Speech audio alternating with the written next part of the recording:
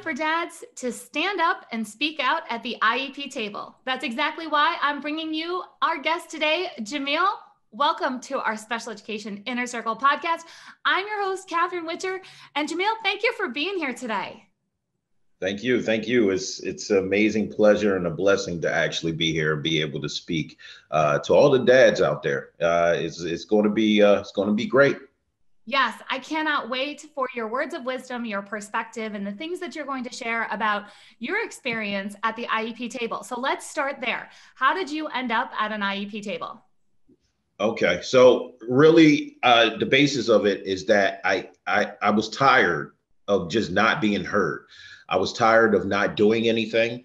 I was tired of really just focusing so much on me in the situation of the diagnosis with my son, that I started to remove myself from the key components of my child's growth, just to focus on me. And as a man and also as a species, we sometimes do that. We try to resort back to just very territorial instincts to say, okay, I need to focus on me in order to grow, to be the best for someone else. But sometimes it actually takes a multitude of different growths. So you need to do it at the same time, grow yourself and also grow your child.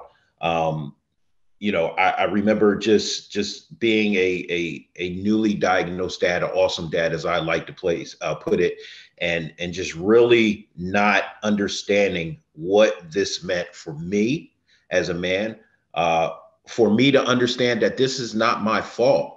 One of the most key elements when it comes to understanding what's going on in your mind at that time when you hear the word autism, and really understanding my role as far as my family. You know, you get a family, you're the leader, you're the provider, you're the protector. Yes, you are that. But when you hear that awesome word, autism, it just ramped up a million times more. That means that I need you guys to actually step up like I didn't at that key point. I need you to sit there and take the reins and say, I'm going to provide. I'm going to be the protector. I'm going to be the leader, but I'm also going to lead us in this amazing journey, this awesome journey through autism. So you have a bright perspective of what is possible and how you can be that leader. And that's both at the IEP table and outside of the education system also. I'm sure that it took some work to get there. You just kind of spoke about that a bit, and our listeners are typically women. They're parents, teachers, admins, therapists. So I want everybody who is listening, specifically, I'm speaking to the women here that have the husband at home or have that male figure at home, and they are disconnected. And they're feeling that struggle. They feel the weight of all the special education decisions on themselves. And what do they need to do? So let's talk about the parent first. Let's talk about the mom who is like, okay, dad's disconnected. I don't know what to do. He's checked out. What is something that can help maybe bring her husband into the conversation and into the decision making? So it's first off, shout out to all the awesome moms out there doing an amazing job of just keeping the momentum of this community growing and getting stronger and stronger. The one thing I would love to point out to the mothers is that you will never understand what goes on with a man, respectively. And we will never understand what goes on with you as a woman. All right. So let's let that compound, check on the list. Let's let that stand as the foundation. What we need from you, ladies, is a reassurance. Key word here, reassurance, is the same thing as redirect. We all know what that means when it comes to our awesome children, but we need a reassurance that, for one, we are a team, which means that there are two people coming together to form a bond that cannot be broken by this world. Something stronger than what anybody could ever imagine, that you guys are game players together. The second thing is that you need to reassure this man, that he is doing an amazing job. He is the leader. He is the provider, and that you cannot do this without him. Whoa, wait a second. Some women might feel, hey, well, I'm not sure because I can do this without him. We know, ladies, we know. But I'm going to tell you, and I hope the men are listening too, we can't do this without you. So much in my program, and when I speak to other fathers, I speak of a spiritual balance, a grounding, just basically just that spiritual grounding to help them be accountable for so many things in life, so many things that they have to hold truth. So, not to go too much into religion, let's talk about mine, Christianity. In it, my wife plays an imperative role in the growth of everything I do. I need her. God has given me this woman in order to succeed in life. I need you. And he does too, ladies. So please keep that in mind when you're speaking into him, not at him. That's another point. Let's not speak at him. Let's speak into him. Hey, I know this is hard for you, but I need you to lead us as a family. I need you. And he will reciprocate this. And you know what? Sometimes it will be very difficult for us as a male to really talk about things we hear or things we see outside in the world. One thing you must remind him, and you must begin to walk him through, because sometimes we need you to hold our hands and walk us through this, is that this outside world, this world we live in, does not exist anymore. When it comes down to that diagnosis and understanding our awesome child, we are now entering into their world. And sometimes we are scared of that naturally as human beings. It's an unknown. So please, ladies, just take our hand and walk with us through it. As strong as you women are, and we love these strong women, we do. Sometimes we just need you to be a little bit less strong, a little bit more compassionate, and a little bit more leading. We need that from you. We need that from you. And I'm speaking from existence where I didn't have this. I lost this in a previous marriage, and now I have regained this. So I'm speaking to you from so much experience when it comes down to this.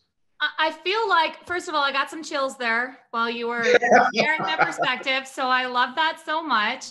And I also, my first thought was, you know what, a lot of times it's hard for us women to communicate that we do need leadership in areas where, you know what, we do know a whole lot in this, but we need a different type of perspective that, only our spouse can give. I'm thinking, oh my goodness, if you just heard that and you were just like, yes, I want that with my husband, but I don't know how to get, you know what, take that clip, go rewind 90 seconds on this podcast and just play it for your spouse and say, this is what I want to do. I don't know exactly how to do this for you. What can we do together? Like just replay that. Okay. So now let's talk about the teachers or the professionals that are the school team, because like you said, I don't know your perspective. You don't know my perspective. So I don't know what it feels like walking into that IEP meeting now that you've had that switch, because let's just face it. A lot of times a dad is brought into the meeting to be, I'm going to say, the muscle at the meeting. I'm going to bring my husband so they listen. And I don't feel like that should be the go-to reason that you're sitting at that IEP table. So can you just share with the teachers, like, and the professionals, what could they do to encourage more dads to participate, even if they can't show up to the meeting? So one of the key things, and I can break this down and unpack this in so many different things. And I'm going to speak, we use keywords like connect. We want to connect. I'm going to throw another keyword out there, acknowledgement, and I'm going to speak on that. I think it's very important for those who are sitting in the, the table, the station, the war zone, the war room, as we say, about this IEP meeting. The reason why is because we need to acknowledge the fathers. As a professional, I think it is not outside of your boundary to ask the parent, hey, is the other parent, within the means to participate in this? Are they around? Will they be joining us? The reason why is because both parents are essential to the growth of this child. if the other parent is around but has a hard time actually coming to these meetings, it needs to be acknowledged about from the therapist, from the, everybody that's included with this IEP. They need to welcome this person. Hey, if you have any questions, you can join us, or here's a copy of the IEP. I'm sorry you couldn't make it. Here's my contact information. Contact me if something doesn't seem right or you need some explanation about it. I'm going to break down, if you don't mind, I'm going to break down the story for you. And Go for it. Tell us. I hope this encourages not only men and women, but also those who are on the school board, those who are in those programs that help our children. So my first marriage to my son's mother, my son Shayne, he was diagnosed at the age of 3. We were going to school. Now, me and my ex-wife was having a horrible divorce. As you can imagine, hurt feelings are in the midst of it, so forth and so on. Dealing with myself, just looking at what I'm going through and not so much what my son is going through and what as my ex-wife was going through. I never made any IEP meetings, detrimental to not only my son's growth, but my growth as well. So when I finally, and men, you don't want to hear this, but when I finally got the balls to actually go to an IEP meeting, this is the worst feeling that you can feel in your stomach. These educators, these prominent people, these people who have been feeding my child with nothing but love and encouragement about his educational growth, sat there and looked at me and said, "I'm sorry, who are you?" Men, do you ever want to go in life and have someone who is so important to your child's growth look at you and say, "I'm sorry, who are you?" That, at that point, I knew I failed as a father. And for the rest of that IEP meeting, I felt like I was invisible. And it's not towards those who were, the therapists, the teachers. It's not towards them at all. It wasn't even towards his mother. Men, it was towards me. This was my fault. I don't want you to be in that same situation. Teachers, meet them halfway. Meet us halfway. Because you know what? The thing that I encourage every single time when it comes down to an awesome parent, an awesome educator, even police officers, is that you can't take this burden 100% on your back. Oh, no, you're not strong enough. You need to meet them 50%. And I need everybody out there to just gain that strength, to go that extra 50% to meet these educators halfway. It starts at home. And I want to remind you, men, you can sit there and you can be dead tired, but you can get up in the morning to go golfing, right? You can get up in the morning to go fishing, dead tired. You just did an all-nighter. You got 2 hours of sleep, but you up for fishing. Let's put that energy into our children. Let's leave our egos at home and let's go towards this IEP meeting. If you don't have an answer, you're confused, you're embarrassed, it's okay. Introduce yourself. Let them know, hey, listen, me and my son's mom, we're not exactly on good terms, but I would love to be a part of this. How can I be a part of this? Educators, meet them halfway and encourage them and welcome them into the table. Thank you. We need you. We need you. Once again, that reassurance. I love that so much. I'm just going to leave that piece right there. I think everybody just soaked it all in. We're going to have that. So share with me, what do you feel has been the biggest impact on your son since you've started showing up to the IEP meetings and understanding this educational process? So you mentioned, I didn't go to the IEP meetings and that was detrimental to my son's growth. I think the only way to know that is because now you see something different that's happening. So can you put that into words about like what this feels like now for his growth and for your growth? So for his growth, I missed so much of his early childhood, which I couldn't experience what it was like for him to view certain things in the world. I call, let's keep it real. I was a weekend dad, court system every other weekend. That's me, that's who I was. So I didn't experience his challenges. I didn't experience some of his achievements. I was around, but I wasn't around, if that makes sense. Um, what I've seen in my child, in my awesome child, as far as growth, when it comes down to looking at this IEP, is one of the most I could say one of the most proud moments that I've ever had as far as being a father, and that is Shayne's empathy. Um, you know, and what that did in transition and seeing that was that my son doesn't give up. My son never, in any IEP that I've seen, he has never gave up. We had one IEP where they wanted him at an 80 percentile. Unfortunately, he fell short at the 50 percentile. When we came back and sat again at the IEP, Shayne was at the 90 percentile when he was only scheduled for the 80 percentile. And because I was a weekend warrior, quote unquote, weekend dad, I didn't get a chance to actually see that. So when I made that transition to say, no, I'm going to be a part of this. Hi, my name is Jamiel Owens, and I am Shayne's father. It's a pleasure to meet you.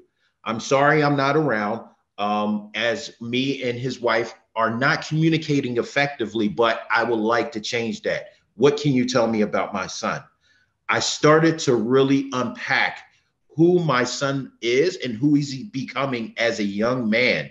And what that made me do at that moment is say, hey, you know what? Let's put it in this terms, fellas. I need my own IEP. I need to sit down and examine what I'm doing wrong as a father, what I'm doing right as a father, and where I would like to see myself. So I started to write my own IEP out to set my own goals on what I needed to do to be a bigger influence, not only for my son, but for my ex-wife to see, okay, this man is stepping up, he's stepping to the table, but also for those educators to be like, wow, this is refreshing to see a man actually going gun-ho for his son. Again, just gonna leave that there. You guys take it all in, write your own plan. We talk about goal setting all the time. He just gave you the plan. Go set some goals for yourself. You don't have to be There you go. where you're going to be. You just need a plan to get there. And Exactly. so, can you share with everybody a little bit about your work and the impact that you are creating in our disability community? Yes, yes, yes. So I am the host creator of The Awesome Show, which is a podcast dedicated towards men, fueling, pouring into their growth spiritually, mentally, physically, everything that a man, as far as having an awesome child, could ever think about. I engage with on my podcast platform. This started off with just, once again, me being tired of being absent, being tired of making excuses. And I found throughout my life a transition, the spiritual transition, really letting go of my ego, my pride, and really taking hold of what it is to be a man. I found what it was to actually be this way. So what I wanted to do is I wanted to share this information with the world. I felt like, you know what, I can't harbor this in. I have to share it with others. So I made this platform. I've been doing this since 2014. I believed in this so much recently that I've quit my job to pursue my nonprofit, which was just newly formed, actually right before the holiday, called Awesomeness Incorporated. So what that is that is going to be a culmination, a website of everything you could possibly need for the area which I live in, which is Pennsylvania, the tri-state area, but also the country and the world. I want this to not only appeal as far as the Awesomeness Incorporated. I want this not only to appeal for men, but I want this to appeal to the awesome community. No matter who you are, where you are at life, I want you to be able to come onto this website, find everything that you possibly need and more. But the most key thing, the very key thing that I want people to do is I want you to leave something for someone else. So that may be an encouraging word. That may be an idea. I want you to leave something, because we are here set on this planet not only to serve ourselves and to prosper ourselves, but to serve others. And I believe that wholeheartedly. So I've been gaining a lot of connections, which I'm truly blessed and happy about, especially with targeting men. When it comes down to the awesome show, I am a public speaker. I engage with those individuals, those men in those groups, but also too, I'm an average person. 9 to 5 work, 9 to 5 every day, living autism. I encourage men to reach out to me personally every day. You could send me a message through direct messenger. You can have my phone number. If you need some type of uplifting, I am there for you. So it's been an amazing ride. A little bit more about my background. I'm married. I live in Hatfield, PA. I'm a volunteer firefighter. I'm currently going to school for my EMT certification. My purpose and my passion here is to serve others.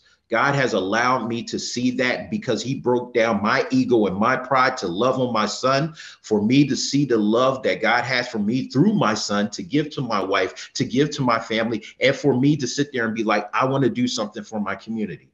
I've served my family. Now it's time for me to serve my family and my community. And I hope by you interacting with me, by you seeing my page, my podcast, by you saying, hey, how can I help? Can I donate? Whatever the case may be, that you see my passion, you see my purpose here on this planet. And this is so much bigger than me.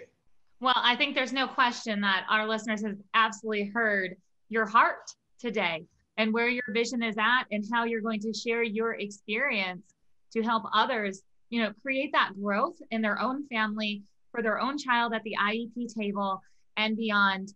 And, I will say, I run the Master IEP Coach Mentorship. I talk about it all the time. So it's parents, teachers, admins, therapists. We are the idea bringers, solution finders, and team builders at the IEP table. And I've had this program for over 4 years. And in those 4 years, I have had a total of, I believe, 4 men come through the Master IEP Coach Mentorship. That is not even a measurable percentage. Okay. Yeah. Comparative, like 1 a year. I mean, that's, I want to see this involvement at a different level. You want to see this involvement at another level.